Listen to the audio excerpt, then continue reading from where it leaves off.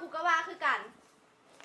แน่มึงหนักกูให้อย่างอีล่ะมาให้อยู่นี่ได้พ่อมึงกับกูนี่เว้าถึกแล้ว พวกสู่สิเฮียนไปให้อย่างเฮียนแต่น้อยจนใหญ่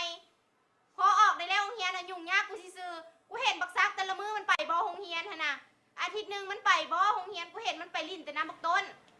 จะย้อนที่พ่อไอ้แม่เลยไอ้สาวกินเป็นแบบนี้หาที่พ่อไอ้แม่กูกินเหล้า